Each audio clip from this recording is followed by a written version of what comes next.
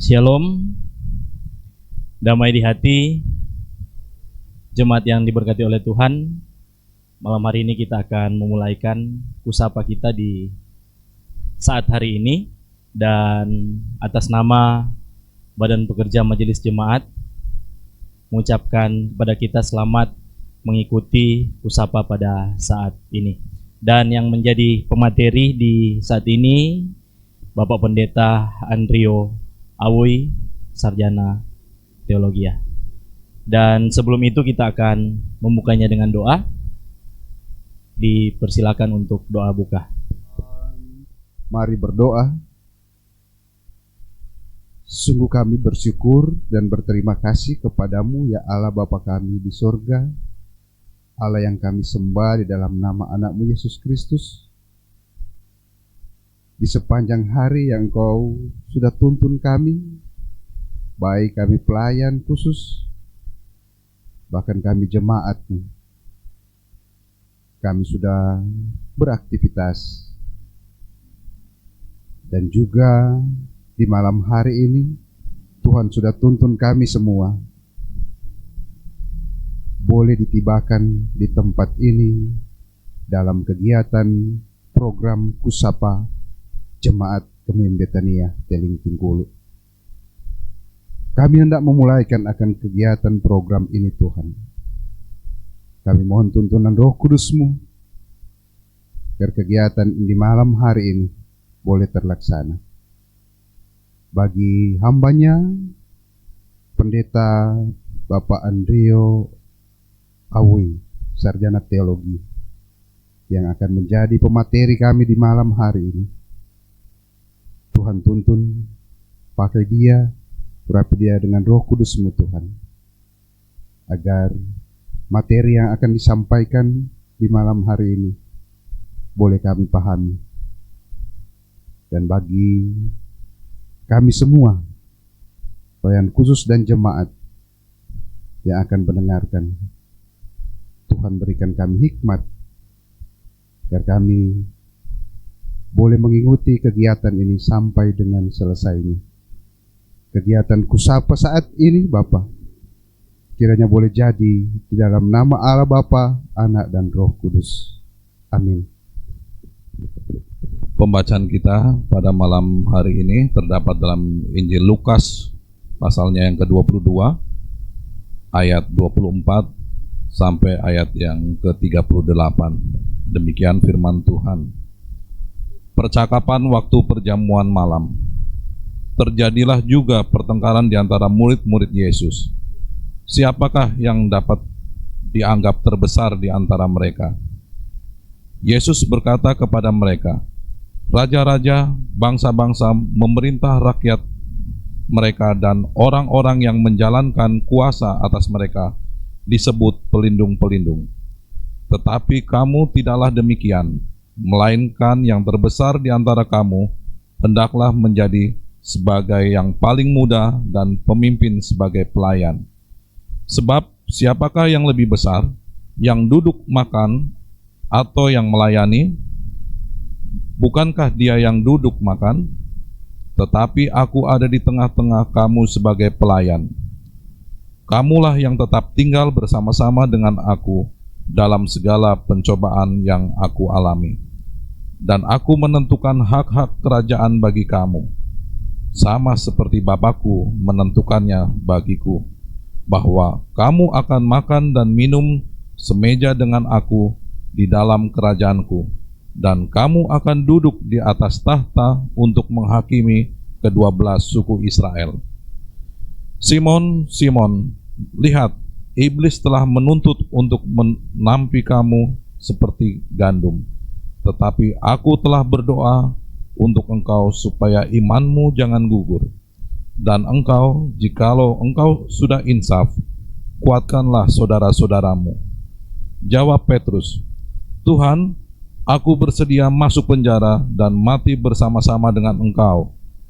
Tetapi Yesus berkata, aku berkata kepadamu Petrus, hari ini ayam tidak akan berkokok sebelum engkau 3 kali menyangkal bahwa engkau mengenal aku. Lalu ia berkata kepada mereka, ketika aku mengutus kamu dengan tiada membawa pundi-pundi, bekal dan kasut, adakah kamu kekurangan apa-apa? Jawab mereka, suatu pun tidak, katanya kepada mereka. Tetapi sekarang ini, siapa yang mempunyai pundi-pundi, hendaklah ia membawanya. Demikian juga yang mempunyai bekal, dan siapa yang tidak mempunyainya, hendaklah ia menjual jubahnya dan membeli pedang. Sebab aku berkata kepada kamu, bahwa nas kitab suci ini harus digenapi padaku. Ia akan terhitung di antara pemberontak-pemberontak. Sebab apa yang tertulis tentang aku sedang digenapi. Kata mereka, Tuhan, ini 2 pedang. Jawabnya, sudah cukup. Sampai di sana pembacaan firman Tuhan. Shalom, damai di hati, puji Tuhan. Bapak Ibu, saudara-saudara, teman-teman sekerja,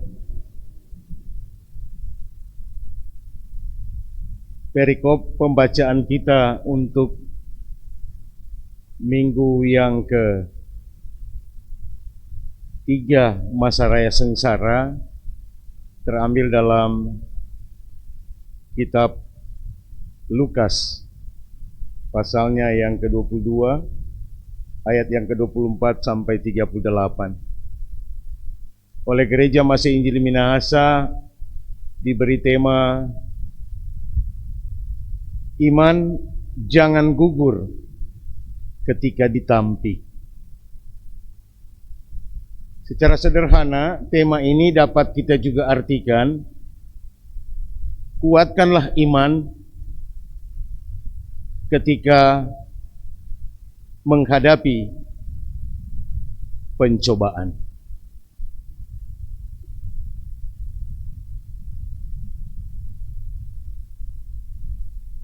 Iman itulah yang kita sebut keyakinan kita, percaya kita kepada Tuhan, yaitu Tuhan kita Yesus Kristus yang sudah mengerjakan selamat bagi kita. Kita percaya bahwa kita diselamatkan bukan karena kebaikan-kebaikan kita, bukan karena jasa-jasa kita, tetapi karena kasih karunia Allah, karena kemurahan Allah semata di dalam Yesus Kristus. Oleh karena itu, iman yang kita miliki adalah respons terhadap karya Tuhan.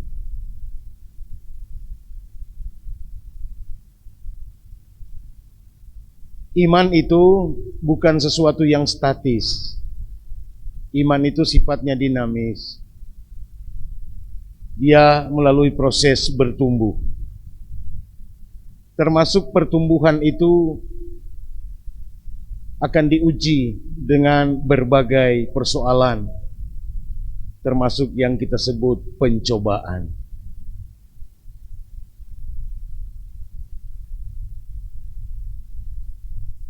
Dalam realitas hidup ini, kita tidak bisa menghindari begitu banyaknya persoalan, pergumulan, tantangan, rintangan, tetapi juga pencobaan.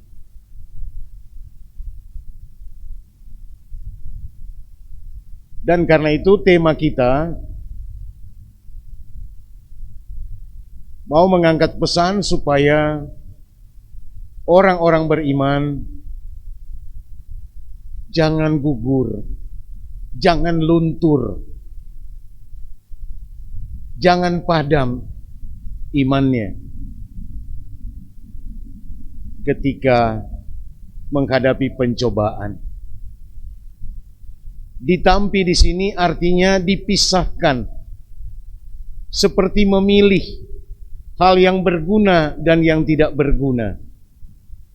Ditampi ini secara tradisional biasa orang sebut batapis beras atau tapis padi, pakai sosiru. Tetapi kalau orang Israel menampi gandum itu, ada leper besar panjang mengangkat bulir-bulir gandum yang masih bercampur dengan jerami atau kotoran, maka biasanya itu dilempar-lempar, nanti angin tiup, termasuk jerami-jerami yang kering akan diterbangkan oleh angin, terpisah dari gandum itu. Atau seperti barantau padi, toh? Gitu. Pukul-pukul, habis itu yang sekarang sudah ada alatnya, alat penampi itu, so langsung dicukur lewat gilingan itu, lalu ditiup dengan kipas, sehingga semua yang tidak berisi akan dibawa angin, terbang dan terpisah dari yang berisi. Nah, itulah yang dimaksudkan dengan tampi. Sama dengan orang pilih beras, maka tukonga akan terbang.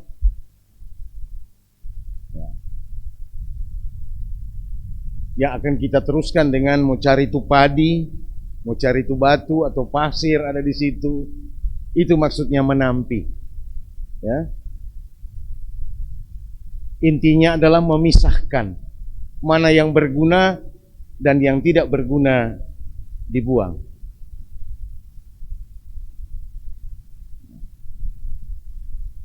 Jadi tema ini sekali lagi suatu harapan agar ketika kita mengalami penampian atau ditapis, jangan sampai kita didapati terpisah dari antara orang-orang yang mengalami kemenangan.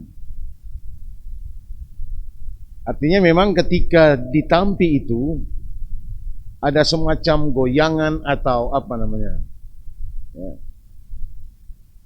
seperti itulah untuk memisahkan. Nah, sekali lagi jelas tema kita tidak lain menunjuk kepada satu keadaan di mana orang-orang percaya selalu menghadapi pencobaan. Apakah itu terkait dengan masalah kesehatan kita, masalah ekonomi kita, masalah pekerjaan kita, termasuk juga dalam konteks kerja pelayanan gereja.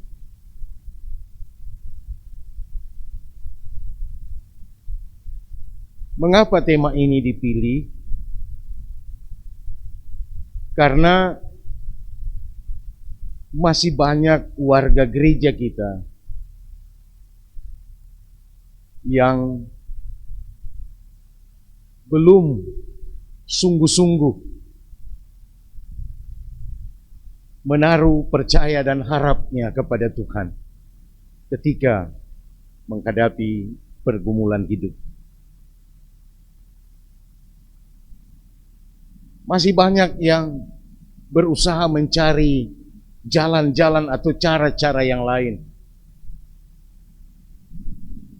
menempuh cara-cara dunia ini untuk mengatasi kesulitan ekonomi, untuk mengikuti keinginan atau dorongan-dorongan keinginan hawa nafsu. Karena di tengah-tengah pergaulan hidup ini juga sering kita dihadapkan dengan tawaran-tawaran hedonisme, tawaran-tawaran kemudahan-kemudahan, seperti yang belakangan viral saat ini di salah satu institusi negara yang mengalami musibah, seperti istilah daripada Menteri Keuangan, kan?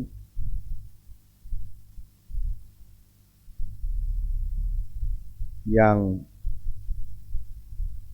seharusnya memiliki jiwa pelayanan untuk kesejahteraan rakyat dan negara ini, tapi ternyata mereka menunjukkan perilaku hedonisme di kalangan mereka yang sesungguhnya harus menjadi abdi bagi bangsa dan negara ini. Termasuk korupsi, termasuk juga cara-cara yang kita tempuh di dunia ini adalah kekerasan. Ada yang sakit sudah lama tidak sembuh-sembuh, sudah berganti-ganti dokter. Karena itu dia mencari jalan untuk mendapatkan pengobatan melalui orang-orang tertentu ataupun kuasa-kuasa tertentu.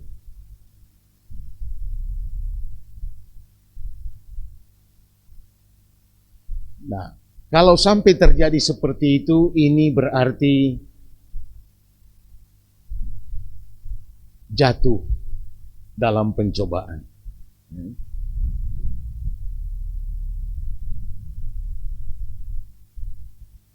Saya kira itu latar belakang mengapa tema ini menjadi topik kita untuk Minggu Sengsara yang akan datang. Tetapi juga hal ini mau memberi pesan bagi kita bahwa kesengsaraan itu merupakan salah satu realitas kehidupan orang beriman.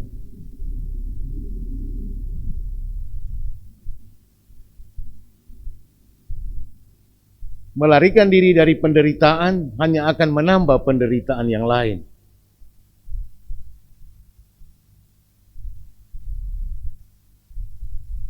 Kesulitan-kesulitan itu harus dihadapi.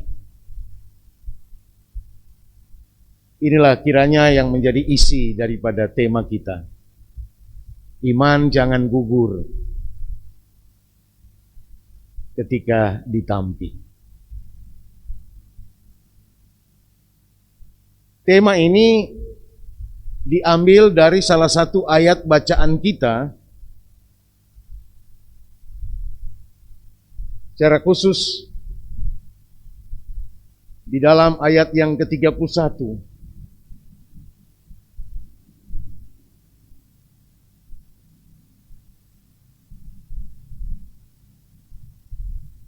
Tentang peringatan Yesus kepada Simon yang juga dikenal sebagai Petrus. Salah satu murid yang sangat familiar menurut Injil-Injil sinoptis ini. Nah, marilah kita sekarang melihat isi perikop kita supaya kita mendapatkan pemahaman yang utuh terkait dengan tema kita, iman jangan gugur saat ditampi.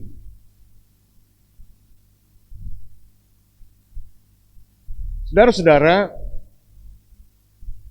Lukas mencatat pertama bahwa ada pertengkaran di antara murid-murid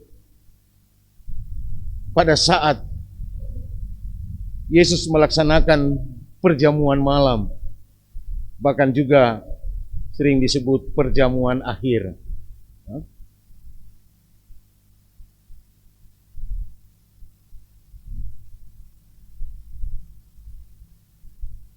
Pertengkaran ini sudah berkali-kali terjadi.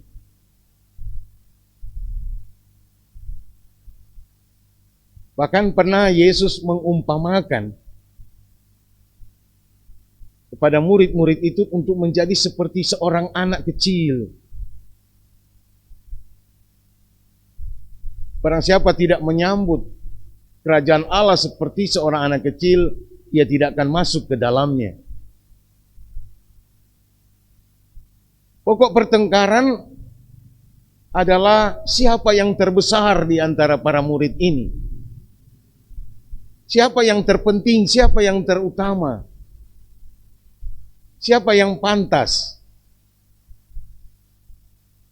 untuk menduduki jabatan tertentu ketika Sang Mesias itu mengambil alih kerajaan Israel. Mereka masih memahami bahwa Yesus sebagai Mesias adalah Mesias politis, akan menjadi raja bagi bangsa Israel. Ini seperti hiruk pikuk sekarang kan, semua tahun politik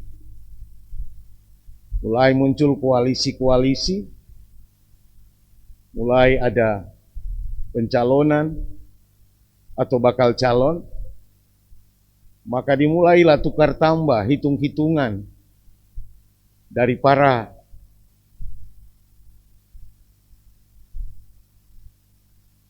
pemilik kepentingan ini untuk siapa yang pantas mau jadi wakil, mau jadi pejabat menteri dan lain sebagainya. Mulai ada deal-deal bagi-bagi kekuasaan. Seperti itulah mungkin para murid mempertengkarkannya.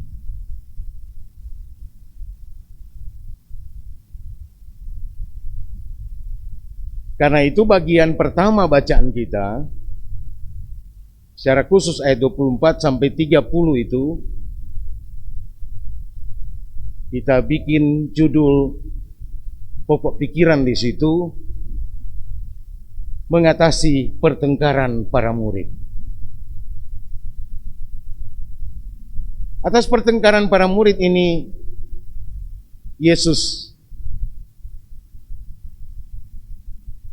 merasa wajib untuk meluruskan persepsi dan atau pemikiran dari para murid ini.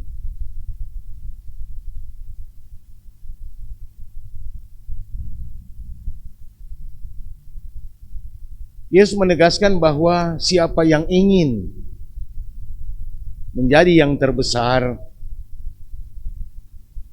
di dalam kerajaannya,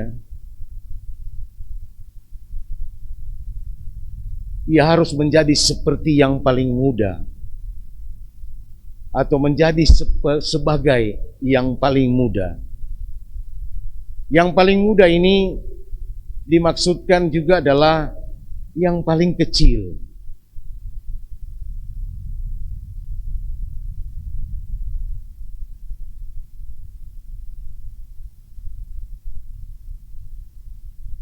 Tetapi juga diikuti yang berikut,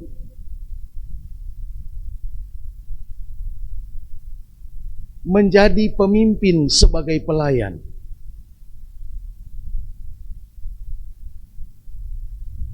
Dua hal ini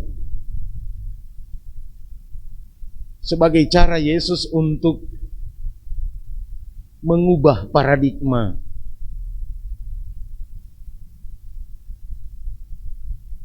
ketika para murid itu memikirkan Yesus akan menjadi Mesias secara politis. Maka selanjutnya Yesus menjelaskan bahwa sesungguhnya sudahlah cukup bahwa pada saat itu murid-murid itu sebagai orang-orang yang diistimewakan Yesus, duduk dan dilayani oleh Yesus. Padahal Yesus sendiri adalah sebagai Tuhan, sebagai yang terutama di antara para murid itu. Tapi dengan ini Yesus mau memberi contoh. Tetapi aku ada di antara kamu sebagai pelayan.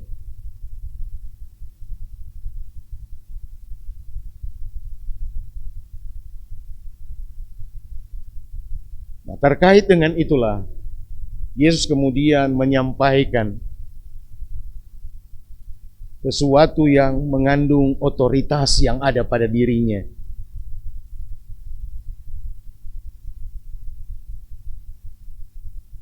Yesus sangat kagum bersama dengan murid-murid ini, karena merekalah yang setia, yang tetap bersama-sama dengan Yesus ketika Yesus menghadapi berbagai pencobaan. Yesus mengapresiasi keberadaan murid-muridnya ini. Tetapi itu juga dimaksudkan untuk mengalihkan pemikiran-pemikiran yang selalu menginginkan sebagai yang terutama dan terbesar. Ada persaingan di antara para muridnya. Dan menurut Yesus, persaingan itu sia-sia. Dan alangkah baiknya mereka lebih memikirkan bahwa kesetiaan mereka bersama dengan Yesus akan mendatangkan upah, bahwa mereka layak diangkat karena Yesus diberi kewenangan untuk itu.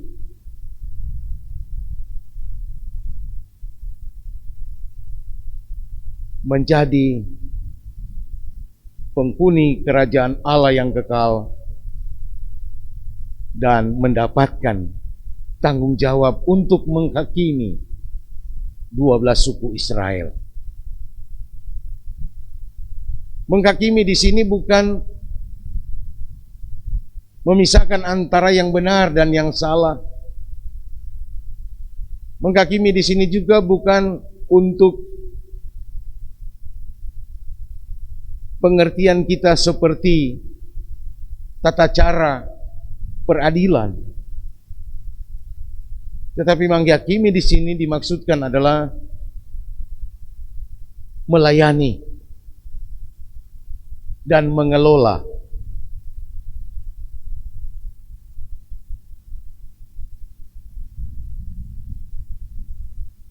Dua belas suku Israel. 12 suku Israel ini adalah yang dimaksudkan gereja.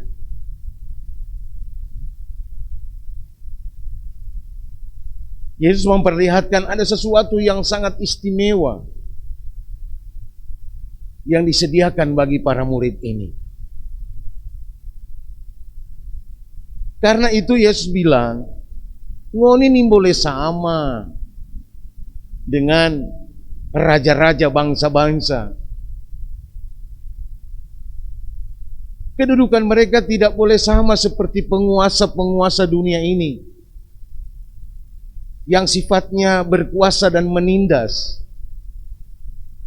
Dan selalu penguasa-penguasa itu mau disebut sebagai pelindung-pelindung, sebagai sebutan yang lebih lembut atau lebih sopan dan mungkin lebih menyenangkan.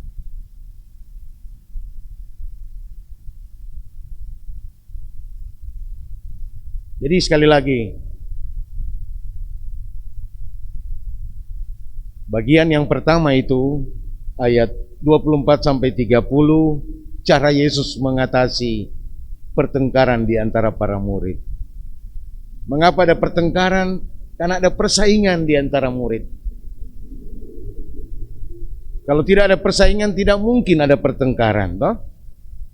Dan persaingan itu menjadi tidak sehat, karena mau menjadi yang terbesar. Padahal yang terpenting dalam kerja bersama Yesus itu adalah menjadi sebagai yang paling muda atau yang terkecil.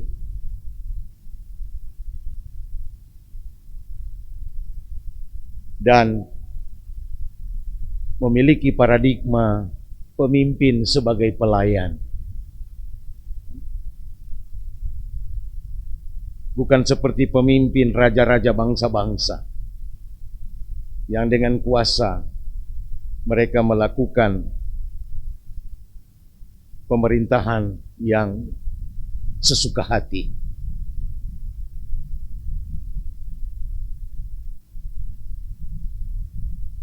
Bagian yang kedua juga ayat 31 sampai 34 ini sebenarnya adalah bagian dari cara Yesus juga untuk mengalihkan supaya persepsi tentang mencari kekuasaan bersama Yesus itu jangan sampai lagi terbawa-bawa. Supaya jangan lagi ada pertengkaran atau persaingan di antara para murid ini. Maka Yesus menyebutkan nama Simon. Ini nama asli daripada Petrus. Sama dengan Simon yang umumnya dikenal abang kan? Kalau di sini Simon itu biasa dikenal Petrus. Kalau orang di Betania, Simon yang satu itu biasa disebut abang toh.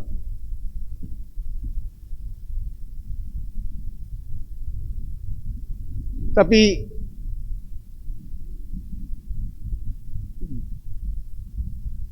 Petrus itu artinya batu karang adalah nama penghargaan.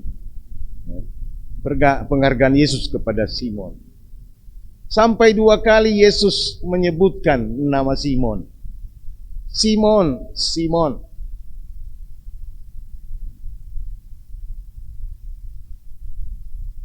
Agar supaya Simon menaruh perhatian yang serius. Bahwa ke depan dia memang akan mengalami persoalan yang serius. Dan dari ayat inilah tema itu diangkat. Iman jangan gugur saat atau ketika ditampi.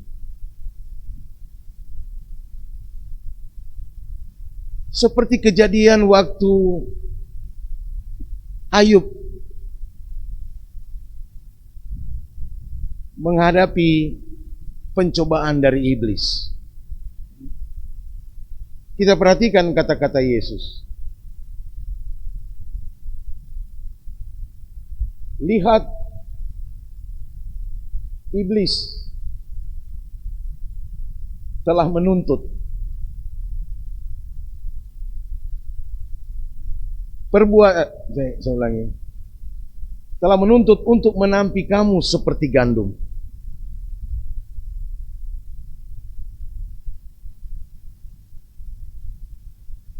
Jadi seperti Ayub, sebagai seorang yang sangat dikenal kuat imannya, tapi iblis minta izin kepada Allah. Inilah juga iblis menuntut. Iblis yang dimaksudkan di sini adalah raja setan-setan. Dan biasanya dia dihubungkan dengan Lucifer. Ini raja setan-setan, disebut iblis. Nah, saudara-saudara, sebagai tambahan, iblis itu merupakan makhluk surgawi atau malaikat yang memberontak.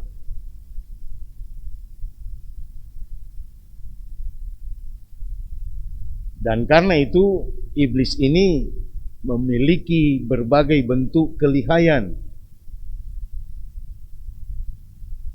Akalnya luar biasa, tipu muslihatnya hebat, dan dapat dikatakan dia jauh lebih pintar dari orang semua. Gitu.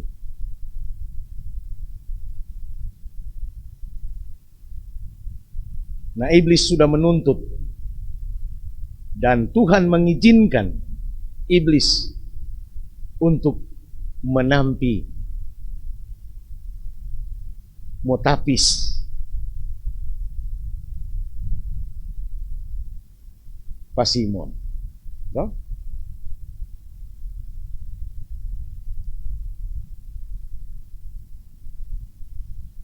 Tetapi sebagai seorang murid yang sangat memberi perhatian kepada Yesus, Yesus tahu bahwa Simon ini adalah figur yang lemah sesungguhnya.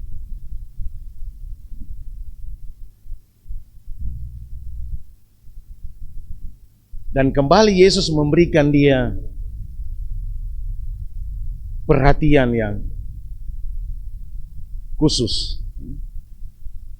Tetapi aku telah berdoa.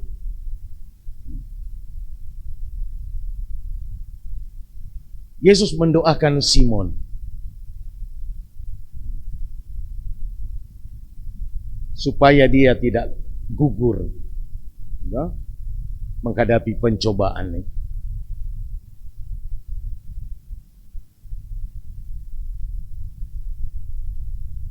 Tetapi sebenarnya bagian ini juga tidak hanya menyangkut Simon, tapi seluruh murid Yesus. Sebab di sini disebut kamu. Walaupun pertama dia menyebut Simon, Simon, tapi kemudian dia menyebut kamu. Kamu itu adalah kata ganti orang kedua jamak, kan? Jadi walaupun disebutkan Simon, tetapi Yesus menyasar juga murid-murid yang lain. Mereka juga itu dituntut untuk ditampi, gitu. Tapi Yesus mendoakan mereka. Nah, terkait dengan penjelasan ini muncullah sifat asli daripada seorang Simon Petrus, kan? Begitu cepat dia menanggapi pernyataan Yesus. Tuhan,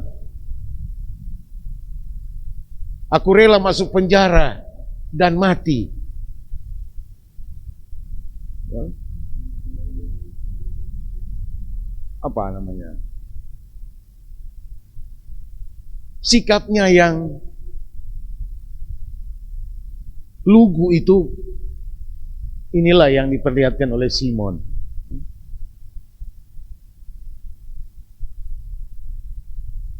Dan ternyata Yesus membuka tabir bahwa satu hal yang sangat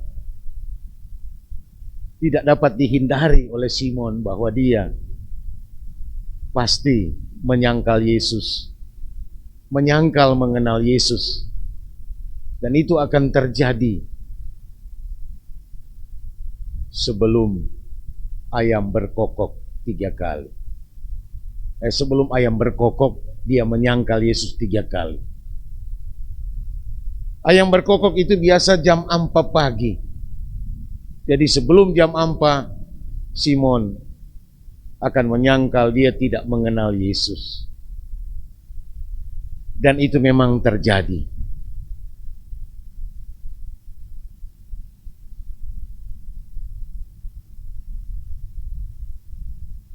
Itulah yang dapat kita lihat pada bagian yang kedua, ayat 35 sampai ayat 31 sampai ayat 34 ini.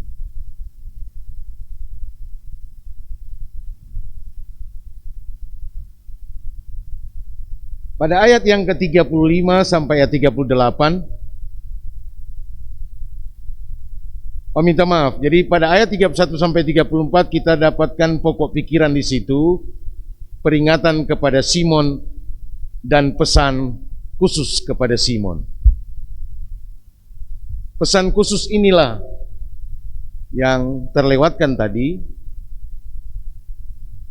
Jadi kita tahu bersama bahwa cerita selanjutnya menyaksikan bagaimana Simon Petrus ini benar-benar menyangkal Yesus. Dan ia sangat menderita dan ia sangat sakit hati. Dia sangat menyesal tentang hal itu. Dalam doa Yesus, Yesus pesankan supaya ketika Simon insaf nanti, dia harus, ini merupakan perintah, melaksanakan tugas menguatkan saudara-saudaranya.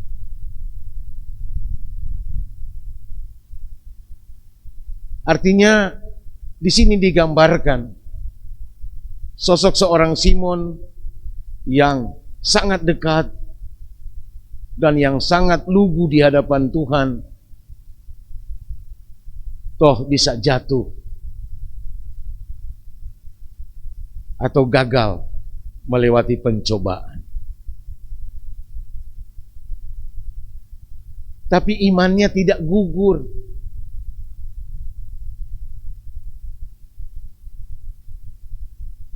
Simon kemudian insaf dan dia masih kembali menjadi murid Yesus.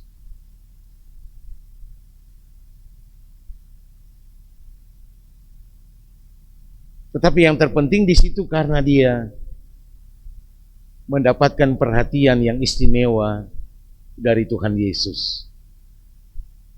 Didoakan oleh Yesus.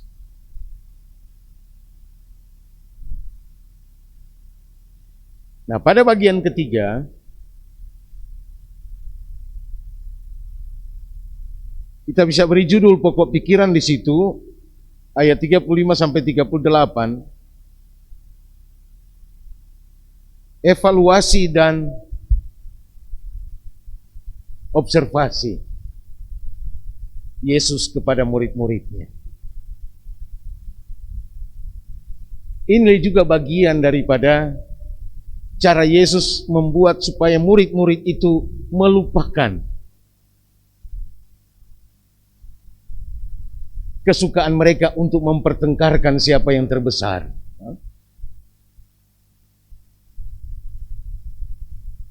Karena itu Yesus mengajak mereka lagi, mengingatkan mereka. Sebelumnya ketika Yesus mengutus mereka untuk memberitakan Injil, mereka tidak membawa pundi, mereka tidak membawa bekal. Pundi artinya kalau orang sekarang dompet, atau istilah orang kuat dulu sompoi, Kang. Kain kong pakai tali ya, itu tanpa simpang doi dan. Kemudian kasut. Yesus mengevaluasi apa yang terjadi. Apakah kamu mengalami kekurangan? Dan mereka menjawab, sesuatu pun tidak.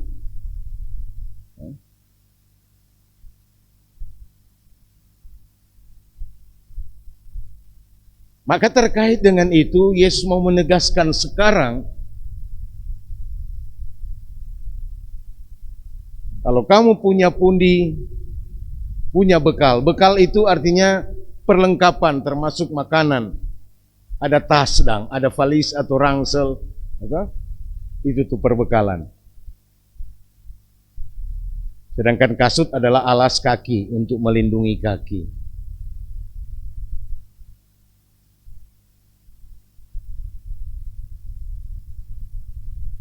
Mari kita perhatikan di sini.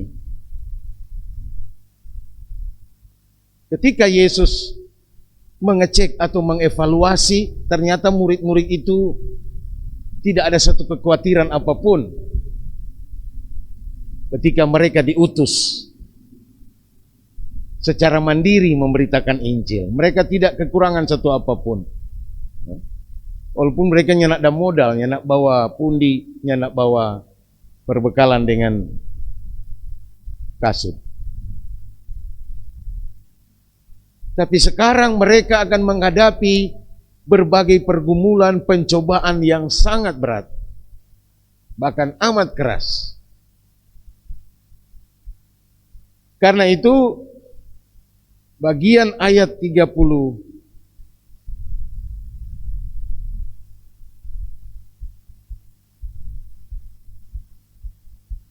ayat 36 ini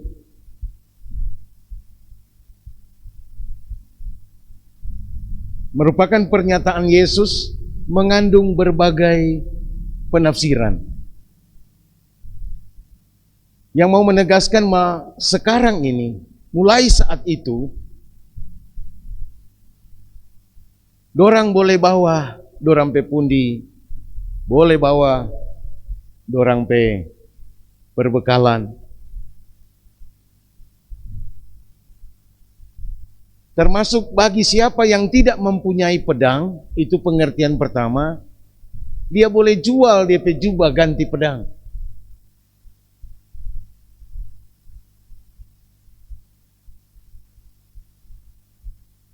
Apa maksud Yesus?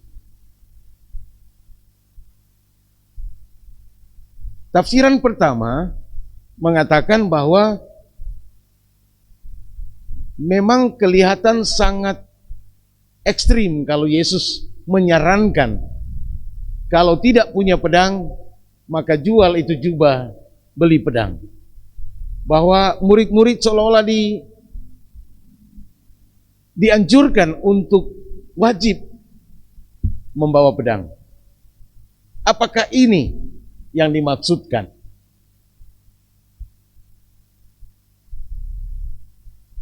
Tafsiran yang kedua, karena ini bagian dari evaluasi Yesus sekaligus observasi, Yesus mau melihat sejauh mana keyakinan para murid, walaupun mereka tidak membawa apa-apa, membawa dompetnya, nak ada duitnya, nak ada bekal, nak ada kasut, mereka tidak kekurangan satu apapun. Nah sekarang ketika menghadapi ke depan ini pencobaan yang luar biasa, termasuk yang akan dihadapi oleh Yesus, apakah itu berarti Yesus menyiapkan murid-muridnya supaya bersedia menjadi orang-orang yang mau melawan atau memberontak?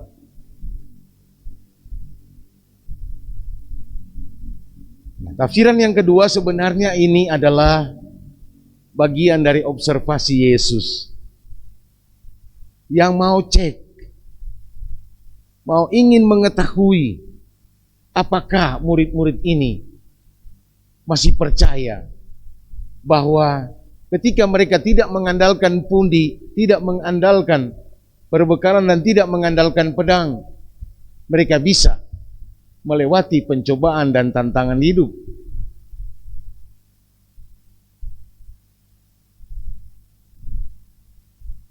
Tapi tiba-tiba para murid menyampaikan, Tuhan, ini ada 2 pedang. Karena itu ketika Yesus menjawab, sudah cukup, ini juga mengandung 2 arti. Apakah Yesus mengatakan bahwa so cukup tuh pedang itu, 2 itu dang? Ataukah Yesus sebenarnya mau mengatakan sudah cukup bicara tentang pedang, mau tidak mengerti, kita dah bilang. Sebenarnya inilah yang kedua. Rupanya para murid tidak mengerti apa yang ditegaskan oleh Yesus, supaya mereka tetap menguatkan iman mereka. Walaupun mereka sudah punya pundi, sudah punya perbekalan, bolehlah itu dibawa. Tapi ketika harus mengganti jubah dengan pedang, ini sama dengan kontras. Ketika Yesus mengatakan bahwa mereka harus memiliki jiwa sebagai pemimpin pelayan, kan? Jadi ini sangat kontras. Jadi lebih mungkin tafsiran yang kedua, sebenarnya Yesus sedang menyindir atau mengobservasi sejauh mana daya tangkap murid-murid ini terhadap pesan-pesan Yesus itu.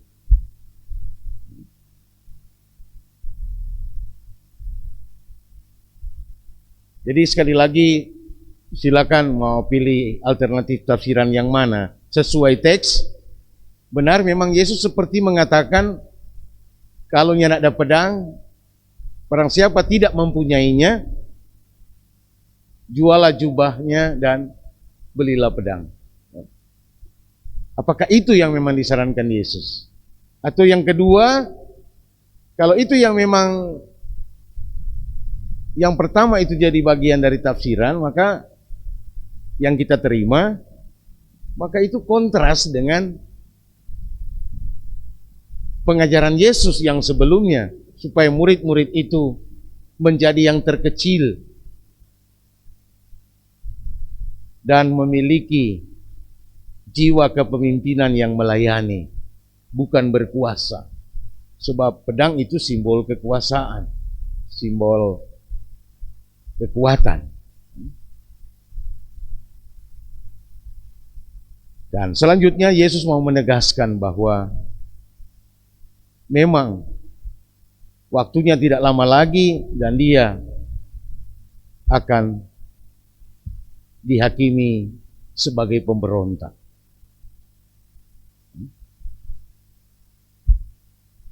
Nah, terkait dengan penegasan ini sebenarnya Yesus mau bilang orang yang menggunakan pedang itu akan dicap sebagai pemberontak. Sementara Yesus tidak pernah menggunakan pedang, tetapi dia akan diperhitungkan, disamakan dengan pemberontak. Akan terhitung sebagai pemberontak. Nah, saudara-saudara, saya kira inilah yang dapat saya sampaikan mana menurut teks kita, Lukas 22 ayat 24 sampai 38. Saya berharap kita berkembang dalam diskusi, dalam tanggapan nantinya itu bagaimana kita mengaplikasikan firman ini.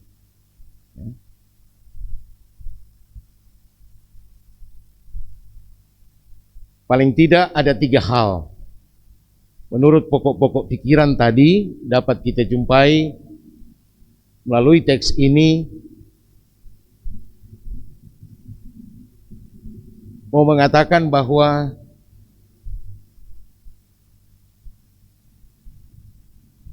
Yesus Kristus adalah kepala gereja dan kita adalah murid-muridnya. Gereja masa kini adalah murid-muridnya. Karena itu janganlah mengelola kerja pelayanan gereja ini seperti yang dilakukan oleh para raja.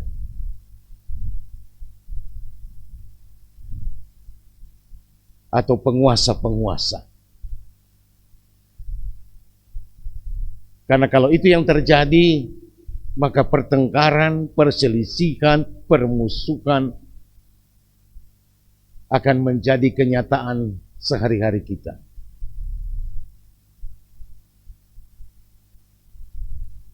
Tetapi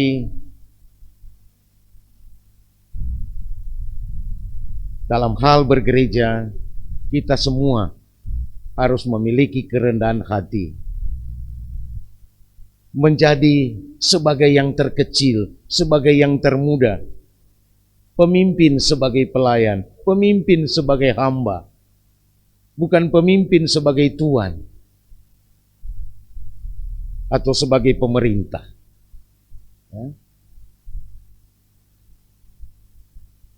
Artinya dalam pelayanan itulah kita jadi pemimpin.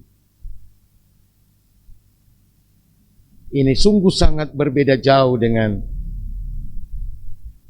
model-model kepemimpinan di dunia yang nyata.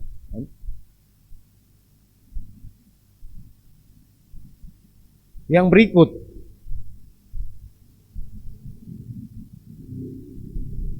kehidupan kita tidak pernah lepas dari penderitaan.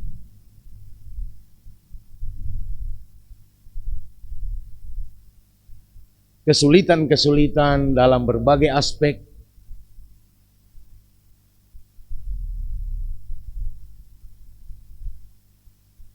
Tetapi inilah yang harus kita pahami, bahwa terkadang Tuhan mengizinkan si iblis menampi kita.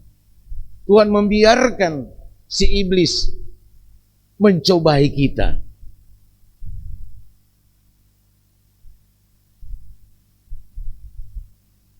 Karena itu ketika ada kesulitan-kesulitan dalam hidup kita, ada penderitaan,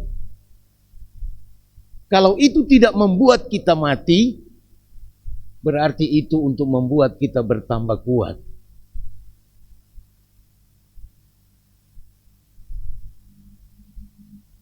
DP ekstrim kok begitu tuh.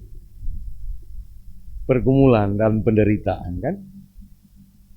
Kalau dia tidak bikin orang mati karena masih hidup, berarti dia mau bikin orang jadi kuat. Bertambah kuat.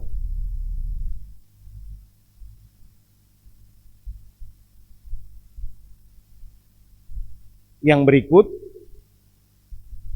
hal yang ketiga, marilah sebagai warga gereja, baik sebagai pelayan dan pelayan khusus, kita percaya bahwa ketika kita taat dan setia melaksanakan perintah Tuhan untuk memberitakan Injil, setia dan taat kepada pengutusan Tuhan, kita tidak akan dibiarkan berkekurangan. Karena itu jangan sampai jual itu jubah, kau mau ganti pedang. Jangan jual tuh wibawa ke pelayanan. DP istilah kita mau bilang, jangan jual tuh toha kau ganti pedang. Jangan jual tuh stola kau ganti.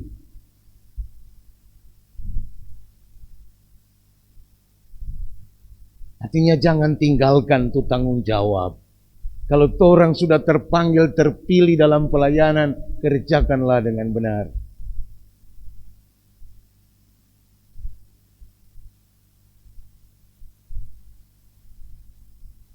Jangan lebih menyenangkan ganti pedang daripada cuma pakai jubah. Kita mau berkuasa. Tetapi juga ini mengandung makna, kalau boleh, ketika kita juga diberikan pedang, ubah pedang itu untuk menjadi apa namanya?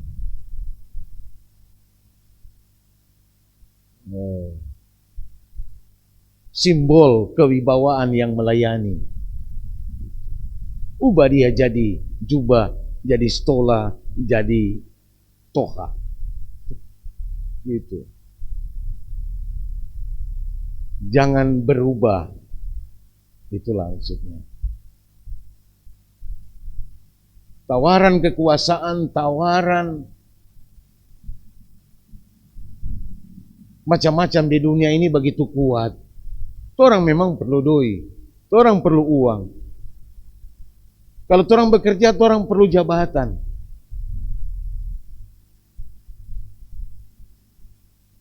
Tetapi jangan lupakan misi kita.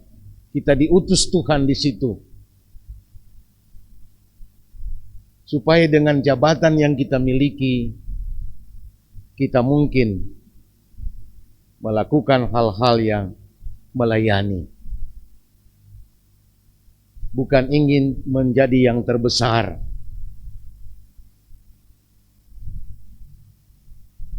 Karena itu bagi orang yang rendah hati dan memahami firman Tuhan, sebuah jabatan akan dipandang sebagai satu penghargaan Tuhan yang memungkinkan kita melayani lebih baik dan menghadirkan perubahan-perubahan. Saya kira itulah 3 pesan yang dapat kita kembangkan, aplikasikan dalam pelayanan menurut pembacaan kita. Dikembalikan kepada moderator.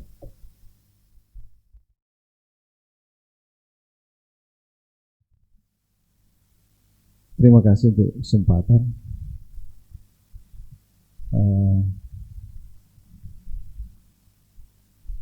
Yang mau tanya ini terkait kita baca di tema bulanan, gereja sehat berakar, bertumbuh, dan berbuah dalam Yesus Kristus. Kemudian tema mingguan kita, iman jangan gugur ketika ditampik.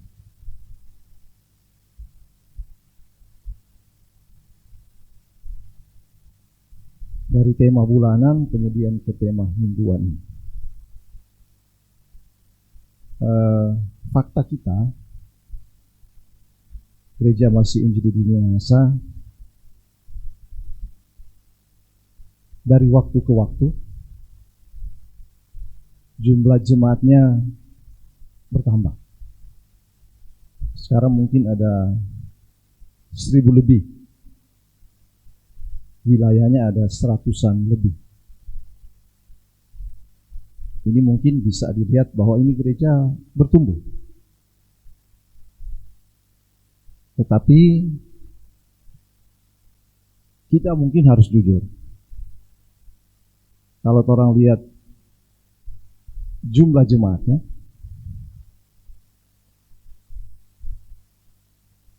mungkin dia berkurang. Jumlah anggotanya. Sehingga dari fakta ini jangan-jangan ya, dari sisi yang lain kita bertumbuh, tetapi dari sisi yang lain kita tidak bertumbuh atau ya gugur lah. Mungkin kalau mereka ada di dominasi gereja yang lain ya. Tetapi mungkin juga ada yang benar-benar seperti yang dikatakan Pak Pendeta tadi. Iman mereka so gugur betul karena tidak lagi mengakui. Jadi dari situasi dan kondisi ini kira-kira bagaimana menurut Pak Pendeta melihat situasi dan kondisi ini? Kemudian yang kedua, dari yang disampaikan tadi ini cerita yang terbesar kan. Saya kira tidak ada orang yang suka jadi terkecil. Semua mungkin suka jadi terpandai ya, terkaya, terhormat dan sebagainya. Kemudian yang kita ingin coba dalami ini bagaimana sikap gereja ini kepada mereka yang orang anggap dari mungkin status apanya, sosial dan sebagainya, orang mungkin bisa dikatakan terhormat, terkaya, terpopuler dan sebagainya, kepada kalau orang mau lihat itu sikap gereja kepada orang yang biasa. Karena saya harus mengatakan kadang-kadang gereja tidak ketika misalnya seseorang yang mungkin kaya, kalau dia dalam sikap keseharian misalnya tidak lagi dalam aturan-aturan gereja, mungkin kita ada keengganan. Tetapi yang jemaat-jemaat biasa, jemaat-jemaat yang mungkin ya hanya nak wabah kasih banyak, kadang-kadang orang cepat sekali. Karena mungkin orang sering melakukan itu. Jadi seharusnya orang seperti apa kalau gereja? Yang dalam harapan kami harusnya sama. Kalau misalnya yang terkaya dan terhormat dan terbesar itu, orang harus juga melakukan hal yang sama kepada mereka yang berbeda misalnya. Karena kalau yang terkaya dan terhormat orang enggan mengingatkan, kalau yang sedikit susah dan apa, orang cepat sekali mengingatkan. Jadi kira-kira orang harus seperti apa dah dengan situasi dan kondisi yang mungkin ada di jemaat kita seperti itu. Terima kasih. Terima kasih kesempatannya. Adapun pertanyaan saya yang ingin minta diperjelas, terutama di ayatnya yang ke-26,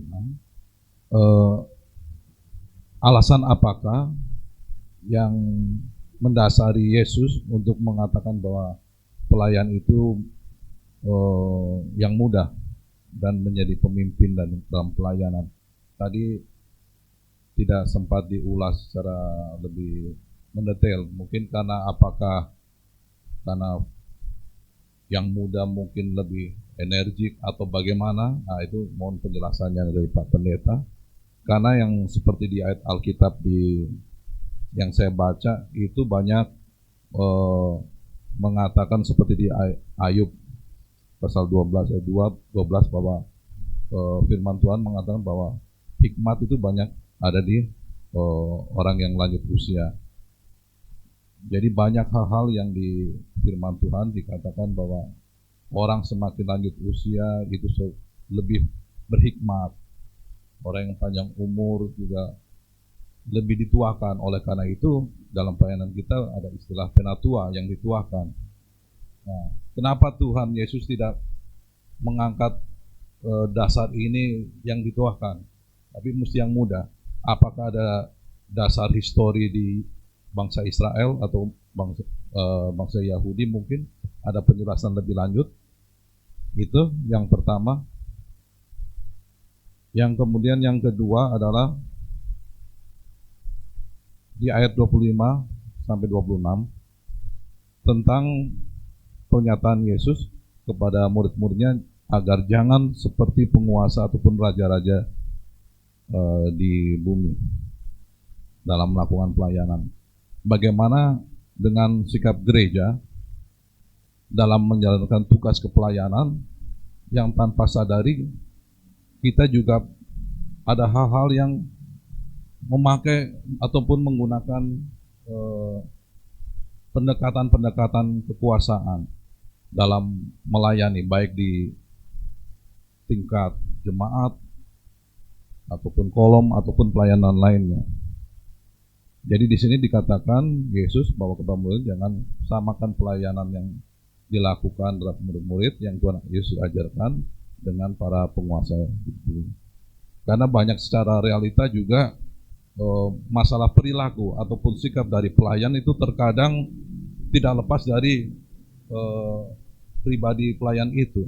Kalau dia seorang mungkin pejabat, ya taunya cuma perintah, atau seorang guru, pengajar atau apa, cuma taunya memberi instruksi tanpa tidak bisa menerima koreksi. Apakah demikian atau sikap gereja harus bagaimana dalam menyikapi karakteristik dari pelayan? Terima kasih. Ya. Terima kasih. Jadi mungkin sebentar ada yang diberi kesempatan juga untuk boleh menambahkan dan menanggapi apa yang menjadi pertanyaan ataupun tanggapan tadi, termasuk apa yang akan saya sampaikan. Jadi kembali lagi kepada teks pertanyaan kedua tadi.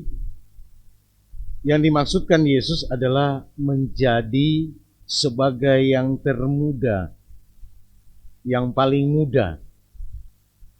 Artinya jika itu dikontraskan dengan mencari yang terbesar, ingin menjadi yang terbesar, maka itu berarti menjadi yang dimaksudkan dengan gambaran itu, yang paling muda itu adalah paling kecil. Kontras dari terbesar adalah bukan seharusnya. Ini masalah penterjemahan memang. Tapi itulah penggambaran istilah. Walaupun lain menerjemahkan itu menurut teks aslinya begitu harus diterjemahkan menjadi sebagai yang paling muda, kan? Tapi yang dimaksudkan kontras daripada terbesar adalah maka yang paling muda itu maksudnya jadi yang terkecil. Sebab sebelum-sebelumnya juga Yesus menggunakan istilah itu. Barang siapa tidak menyambut kerajaan Allah seperti seorang anak kecil, dia tidak akan masuk ke dalamnya. Ya.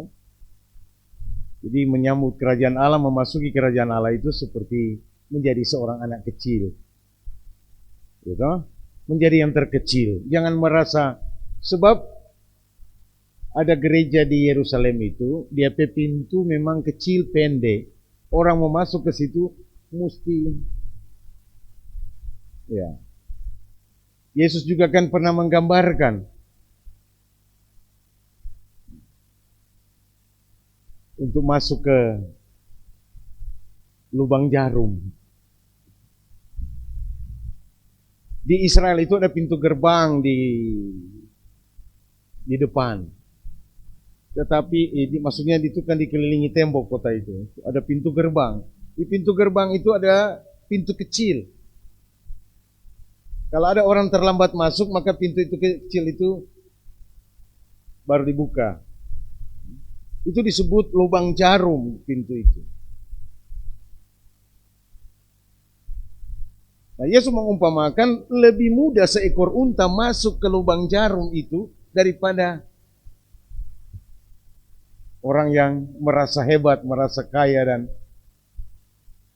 memiliki segala-galanya.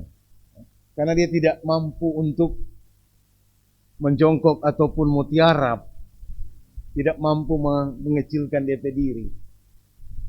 Itu. Jadi ini gambaran-gambaran sebetulnya ya, tapi murid-murid memahami itu. Tapi bisa juga menjadi yang paling muda itu artinya menjadi sebagai, kan? Dia harus menunjukkan seperti dan menyerupai yang paling muda. Jangan menyerupai yang paling tua, merasa paling Tapi yang paling muda itu juga boleh menggambarkan tentang bahwa dia belum tahu banyak hal dalam hidup ini. Dia perlu belajar terus dalam hidup ini. Ya? Kalau mungkin itu bisa diartikan seperti itu. Orang muda artinya punya kesempatan yang panjang dan banyak untuk dia belajar, kan?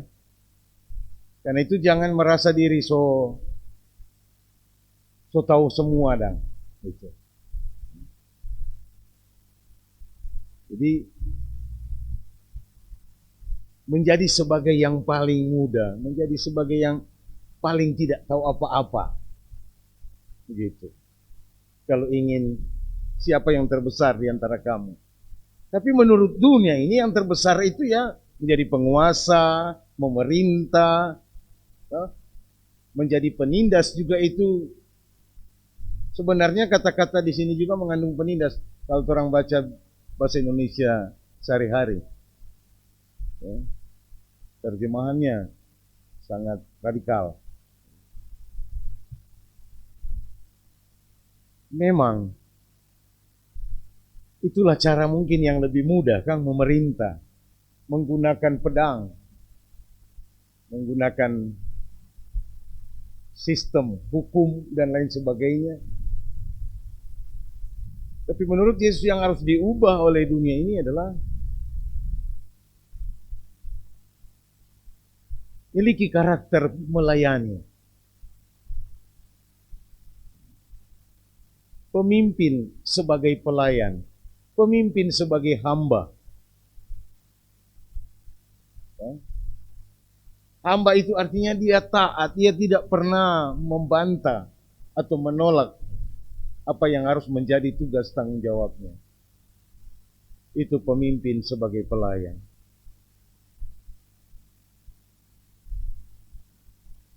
Nah, jadi saya kira ayat 26 itu sangatlah jelas, ya.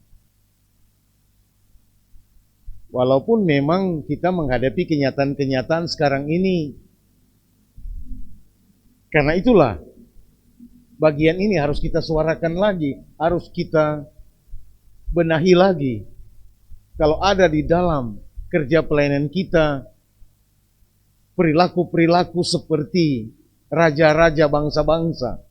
Artinya itu raja-raja bangsa-bangsa, raja-raja di luar bangsa Israel. Termasuk kerajaan Romawi yang saat itu sangat kejam di zaman Lukas. Bahkan kaisar menganggap dirinya harus dipandang sebagai Tuhan.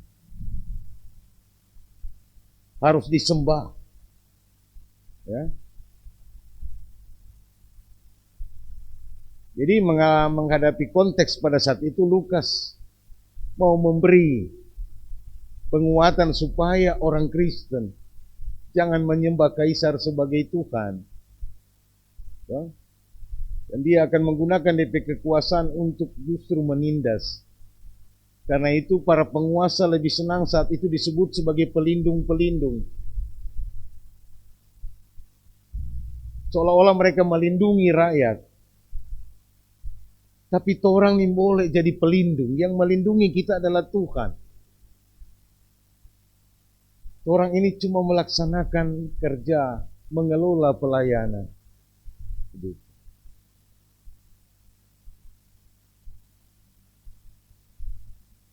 Jadi tanggung jawab seperti penguasa melindungi bukan pada kita. Mereka berkata mereka melindungi rakyatnya, tapi orang bukan melindungi jemaat. Yang melindungi kita adalah Tuhan. Nah, terkait dengan masalah yang terjadi juga di tengah-tengah gerak pelayanan gereja, memang ada yang mengklaim seperti itu, bahwa secara keanggotaan Gemim ini ternyata populasinya berkurang. Tapi secara teritorial, secara kelembagaan bertambah.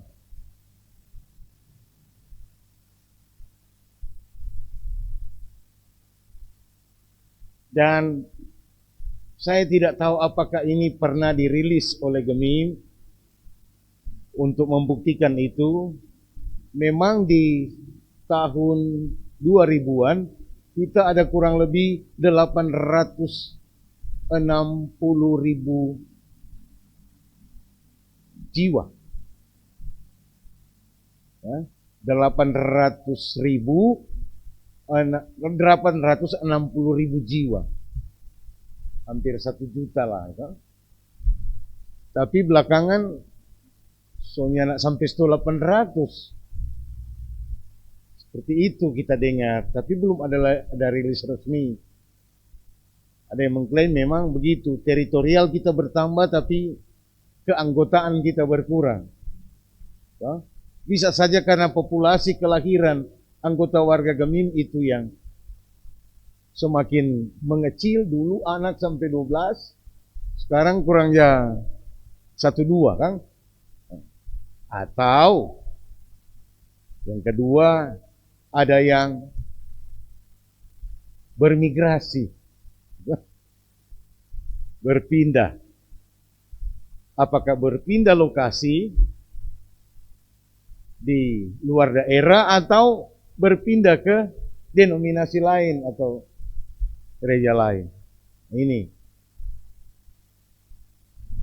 secara teritorial orang sebanyak memang sampai luar negeri lah ada tuh.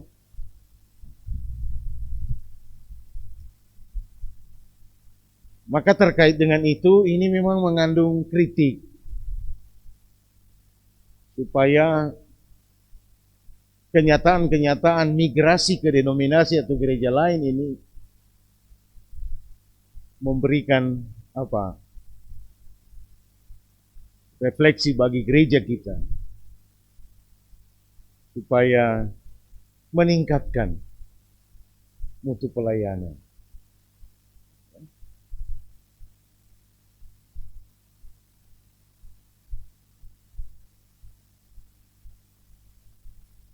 Termasuk ibadah-ibadah kita, karena memang daya tarik di denominasi tertentu ya itu ibadah mereka dikelola seperti entertain kan, seperti sebuah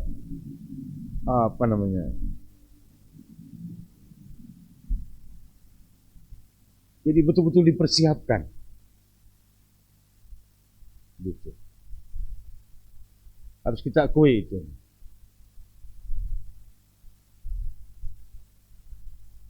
Dan memang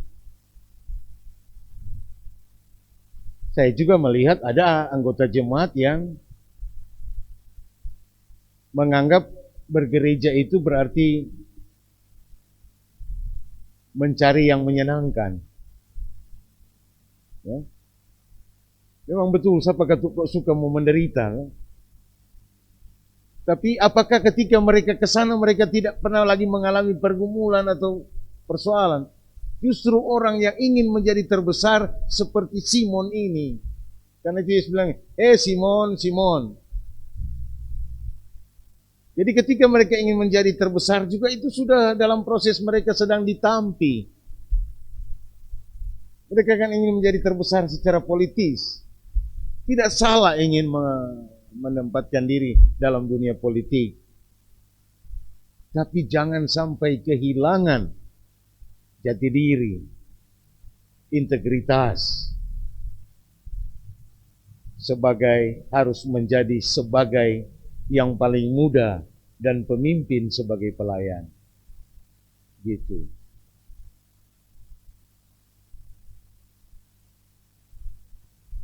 Memang masih banyak kenyataan. Orang lebih hormat orang yang karena latar belakang sosialnya.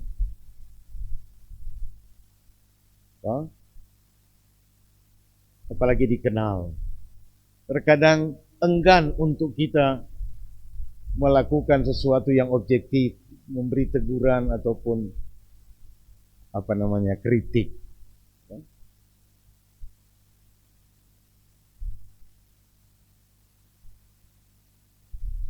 Di berbagai tempat ini masih terjadi. Memang ini sangat terkait dengan karakter masyarakat kita yang cenderung feodalisme.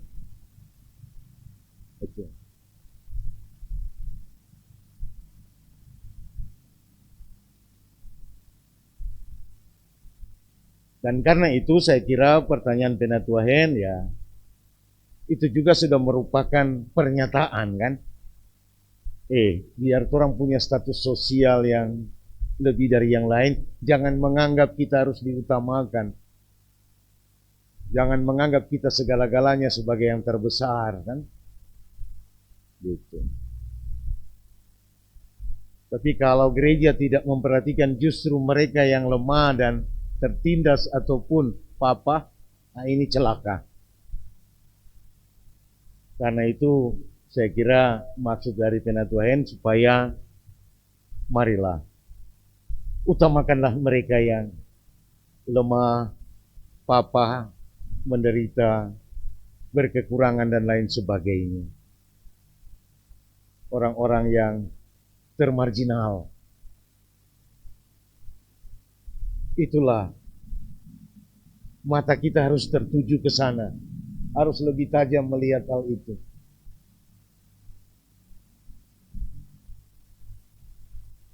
Itulah pemimpin sebagai pelayan.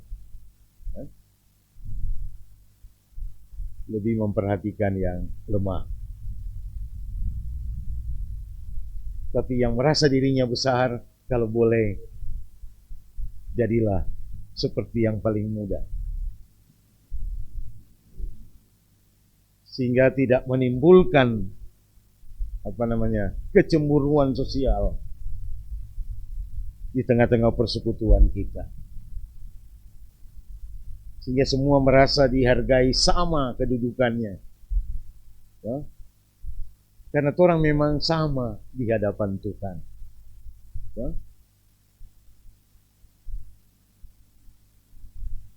Jadi saya kira itulah yang bisa saya sampaikan.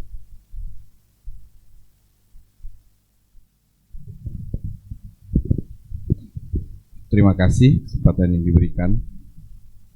Barangkali ada dua yang ingin diberikan penjelasan, tapi mungkin sudah ada sedikit penyampaian tadi.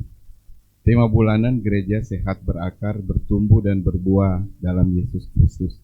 Jadi saya titik beratkan di gereja.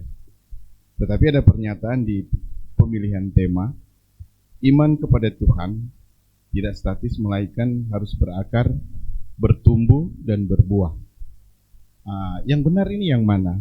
Apakah gereja yang berakar, bertumbuh dan berbuah, atau iman, atau bisa dua-duanya?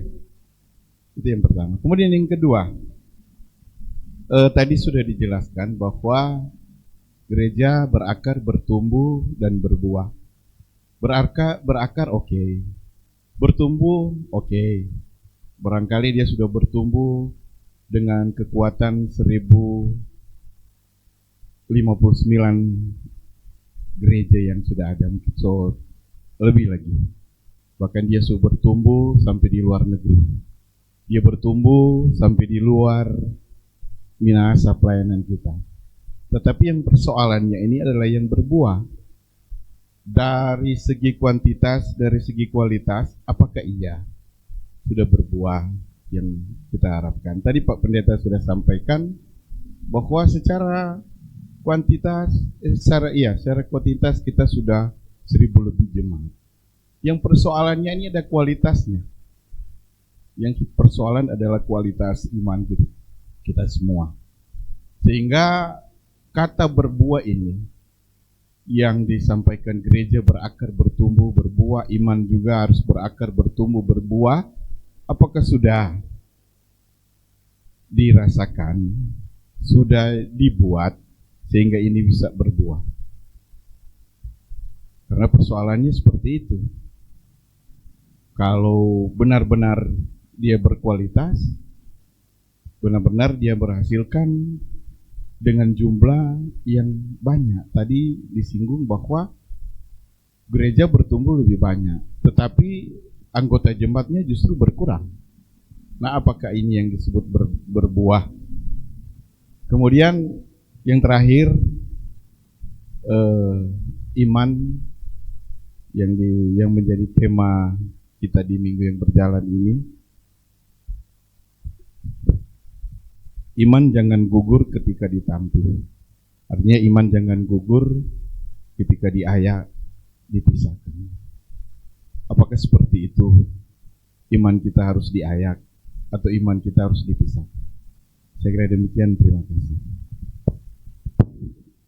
Itulah perumpamaan tentang pohon. Supaya dia kuat, maka dia harus berakar. Supaya dia menjadi besar, dia harus bertumbuh. Supaya dia menjadi berbuah. Bukan pohon yang tidak berbuah. Tapi Yesus memberi perumpamaan pada murid-muridnya. Kamu adalah carang-carang. Aku adalah pokok anggur. Kalau carang itu ada di pokok anggur, ada di pohon, maka dia pasti berbuah.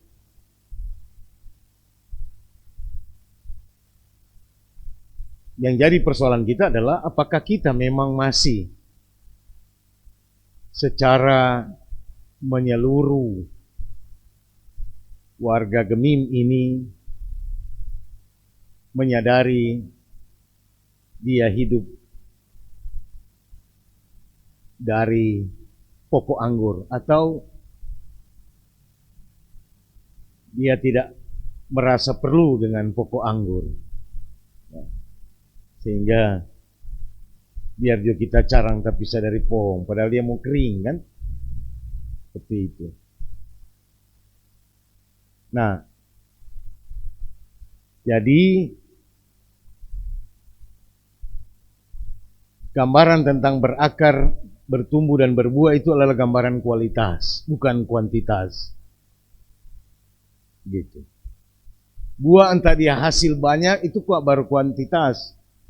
Tapi yang penting dia berbuah. Dia ada 1-2 mar berbuah. Itu berarti ada mutu tuh pohon. Memang DP akar ada, dia pe batang bagus, bertumbuh besar, dan ada buah.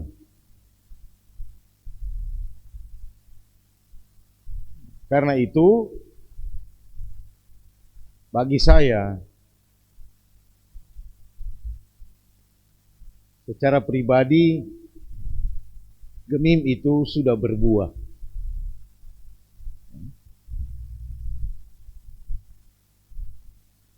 Walaupun belum maksimal. Gitu. Karena itulah tugas tanggung jawab kita bersama, terutama sebagai pelayan-pelayan ini, untuk melakukan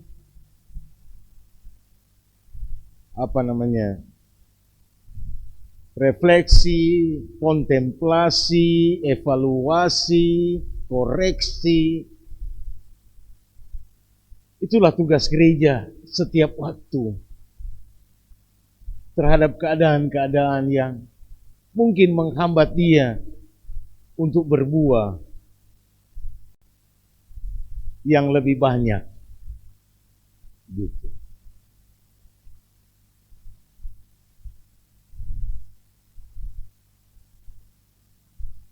Dan menurut saya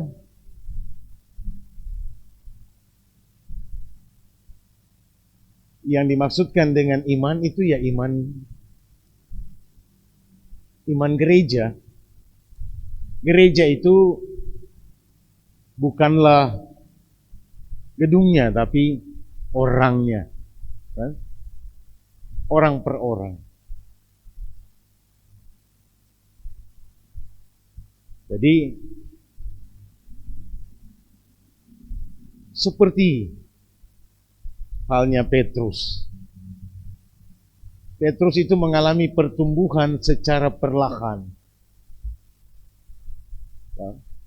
Umumnya murid-murid Yesus itu bertumbuh secara perlahan. Pertobatannya lewat angin sepoi-sepoi. Tapi kalau Paulus, pertobatannya karena diterpa angin ribut, angin topan.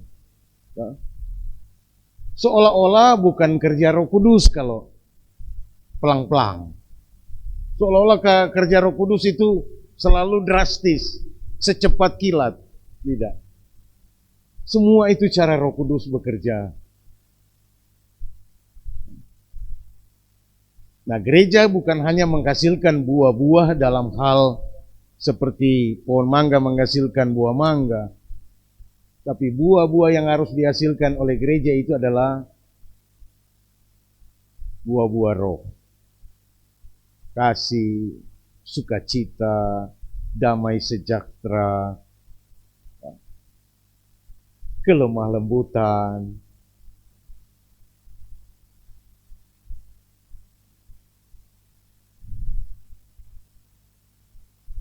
Buah seperti itulah yang kita mau hasilkan. Bukan buah semakin banyak kuantitas anggota jemaat. Karena itu ini kualitas.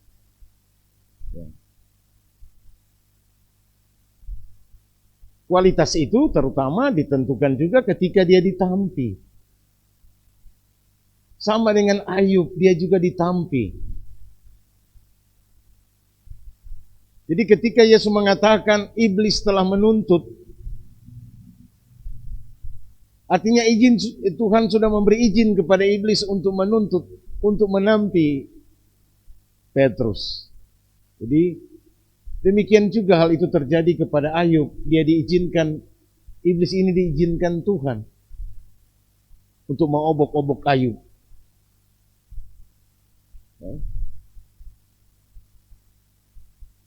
Tapi itulah iman yang berkualitas. Dia tidak kehilangan jati dirinya, selalu menghasilkan buah-buah, yaitu buah roh, selalu tetap penuh kasih, selalu berusaha menghadirkan damai sejahtera, selalu mendatangkan sukacita, bukan sebaliknya duka cita. Selalu mau menghadirkan perdamaian, selalu mengasihi walaupun dibenci, selalu tetap mengasihi walaupun seringkali tidak dianggap. Kalau orang cuma mengasihi orang yang mengasihi kita, itu tidak lain hubungan dagang gitu. Tapi kalau kita mengasihi orang yang tidak pantas dikasihi, itulah yang dilakukan Tuhan terhadap kita.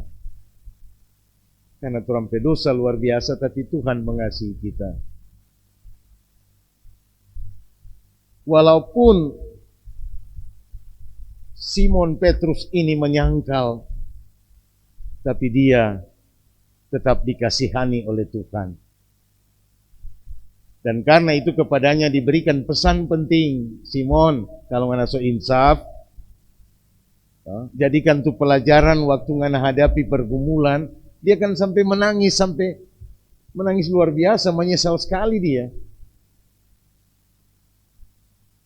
Akhirnya dia kan takut juga untuk dituduh bersama-sama dengan Yesus. Gitu. Karena itu dia benar-benar ditampi. Walaupun dia gagal dalam hal ini, dia jatuh dalam pencobaan. Kalah dalam satu pertempuran bukan berarti Petrus kalah dalam peperangan. Akhirnya dia insaf kan. Insaf artinya sadar, pulih lagi imannya gitu. Dan itu jangan gugur. Artinya mati itu iman. Tetaplah berharap walaupun keadaan tidak ada harapan. Itu yang selalu harus menjadi moto kita. Sebab selalu ada kemungkinan di dalam Tuhan. Selalu. Bagi Tuhan tidak ada yang mustahil. Artinya tidak ada yang tidak mungkin bagi Tuhan.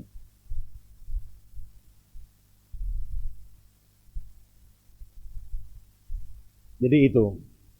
Yang penting pribadi-pribadi kita berusaha menghasilkan buah-buah itu. Buah-buah roh. Bukan buah-buah bertambahnya jumlah anggota atau kuantitas, tapi kualitas yang harus utama.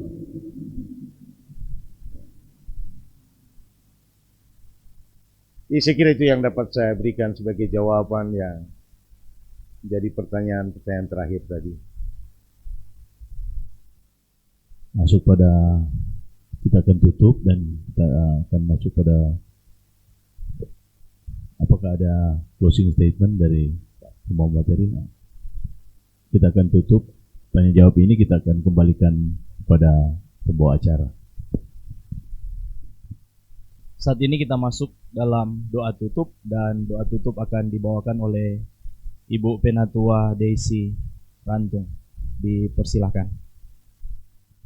Mari kita berdoa. Ya Allah, ya Tuhan kami, Allah yang kami sembah dan kami muliakan di dalam nama anak-Mu Yesus Kristus, Tuhan dan Juru Selamat kami yang hidup. Kami menaikkan pujian syukur dan terima kasih buat kebaikan dan kemurahan Tuhan bagi kami semua, baik pelayan khusus maupun komisi di Pragemim Betania Teling Tingkulu. Sehingga kami masih diberi waktu dan kesempatan oleh Tuhan bersama-sama di rumah gereja ini untuk melaksanakan program Pusapa yang di dalamnya ada penelaan Alkitab sosial. Kami percaya Bapa, Engkau yang berkenan atas kami, biarlah kami boleh diberkati lewat program ini. Maka kami percaya program ini akan memampukan kami, memperlengkapi kami untuk bagaimana kami memahami kebenaran firman-Mu, untuk dapat kami praktekkan dalam kerja pelayanan yang Tuhan anugerahkan bagi masing-masing kami. Memberkati hamba-Mu, Bapak Pendeta Andrio Maxrio Awi STH, yang Tuhan pakai untuk menjadi pemateri kami di saat ini. Tuhan akan terus menyertai dan memberkati Bapak Pendeta, menganugerahkan sehat, kuat, bahkan sukacita melayani di dalam kerja pelayanan yang Tuhan anugerahkan. Bahkan memberkati kehidupan keluarga Awi Tombokan dalam setiap kerinduan dan harapan. Semuanya kami bawa dan letakkan ke dalam tangan kasih Tuhan. Bapa, di dalam nama Tuhan Yesus, dalam acara ini kami boleh memberikan persembahan syukur yang sungguh kami percaya itu semua adalah berkat yang Tuhan anugerahkan dalam kehidupan kami. Dikuduskan dan diberkati di dalam nama Tuhan Yesus, sehingga itu boleh terpakai untuk hormat dan kemuliaan nama Tuhan. Selesai dari acara ini kami akan kembali ke rumah kami masing-masing, biar Tuhan akan menuntun kami, menyertai kami, sehingga kami boleh tiba dengan selamat sejahtera, melanjutkan segala aktivitas kami dalam tuntunan dan penyertaan Tuhan. Bahkan memberkati Kompelka Bipra Gemim Betania yang boleh menyelenggarakan program Kusapa di saat ini. Biarlah berkat-berkat Tuhan senantiasa menjadi bagian kami semua. Maka terpujilah Engkau Tuhan Allah kami yang hidup. Mohon ampun atas segala dosa dan kesalahan kami. Dengarkanlah doa kami di dalam nama Tuhan Yesus. Haleluya. Amin. Terpujilah nama Tuhan. Program Kusapa kita di malam hari ini boleh selesai. Dan atas nama Badan Pekerja Majelis Jemaat, mengucapkan banyak terima kasih kepada seluruh pelayan khusus yang boleh hadir di malam hari ini. Terlebih untuk Komisi Kategorial Bipra yang boleh mengambil bagian bertugas dalam program Kusapa saat ini. Terima kasih banyak, Tuhan Yesus memberkati. Terlebih khusus untuk pemateri kita di malam hari ini, Bapak Pendeta Andrio Awi Sarjana Teologi yang sudah boleh membawa materi di malam hari ini. Tuhan Yesus memberkati Bapak Pendeta bersama dengan keluarga. Dan juga kepada pemirsa yang mengikuti program Kusapa ini melalui channel YouTube. Terima kasih banyak. Tuhan Yesus memberkati kita semua dan sampai kita berjumpa dalam program Kusapa berikutnya. Tuhan Yesus memberkati kita semua. Shalom.